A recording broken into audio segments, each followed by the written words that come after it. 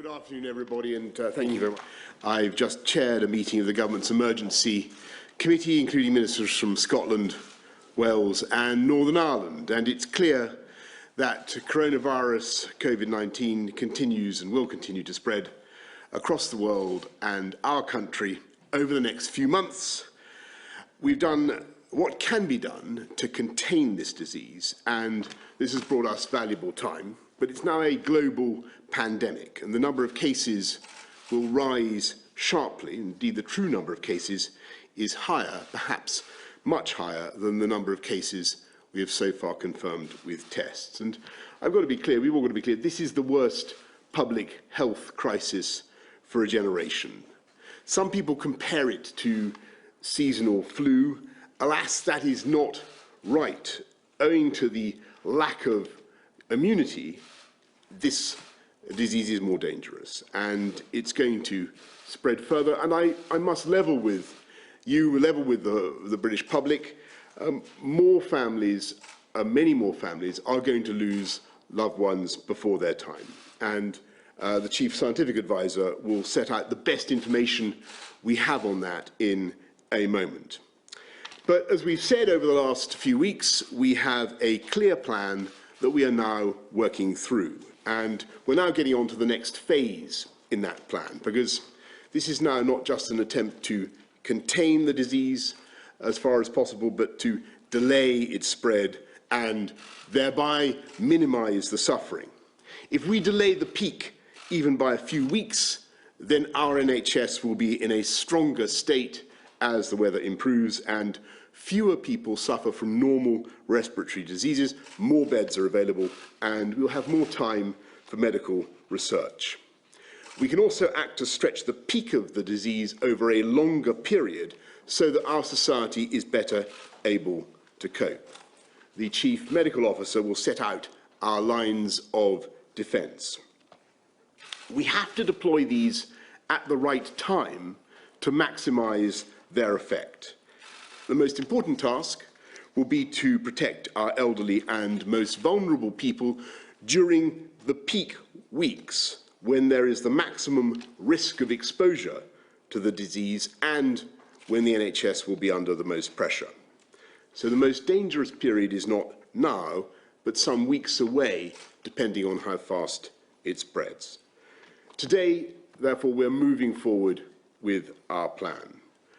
From tomorrow, if you have coronavirus symptoms, however mild, either a new continuous cough or a high temperature, then you should stay at home for at least 7 days to protect others and help slow the spread of the disease.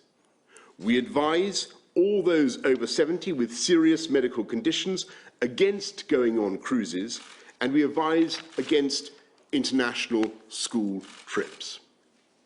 At some point in the next few weeks, we are likely to go further, and if someone in a household has those symptoms, we will be asking everyone in that household to stay at home.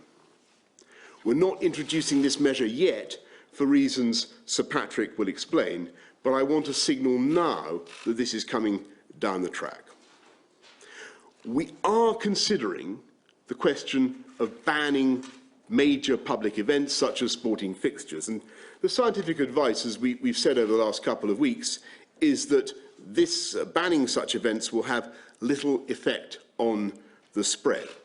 But there is also the issue of the burden that such events can place on public services. So we're discussing these issues with colleagues in all parts of the United Kingdom, and we'll have more to say shortly about the timing of further action in that respect.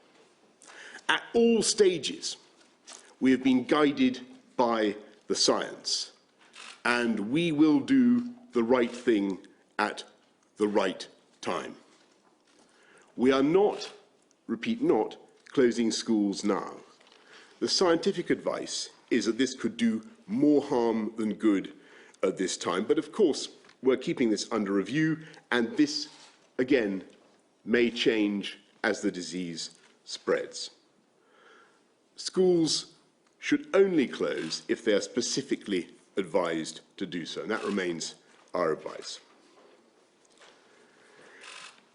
There is no escaping the reality that these measures will cause severe disruption across our country for many months.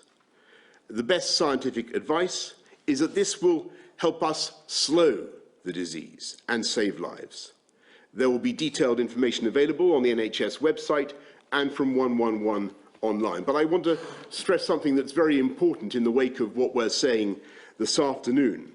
I urge people who think, in view of what we're saying about their potential symptoms, that they should stay at home. I urge them not to call 111, but to use the internet for information if they can. I also want, at this stage, to speak directly to older people, because this disease is particularly dangerous for you, for older people, even though the vast majority of older people will experience a mild to moderate illness. I know that many people will be very worried.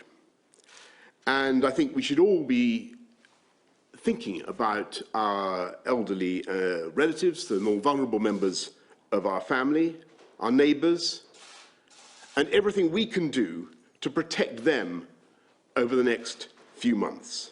We're going to need to mobilise millions of people to help and support each other. And I just want you to know that the government will do all we can to help you and your family during this period. We're not just going to be, as you saw yesterday, supporting the economy during this period. We will be providing money and many other forms of support and helping communities to support each other. And as we've done over the last few weeks, we will continue to provide, as soon as we have it, as much clear scientific and medical information as we can. So I'd like to end by repeating the two important messages with which you will become familiar. It is still vital, perhaps more vital than ever, that we remember to wash our hands. And lastly, of course, even if things seem tough now, just to remember that we will get through this. This country will get through this epidemic, just as it has got through many tougher experiences before, if we look out for each other and commit wholeheartedly to a full national effort.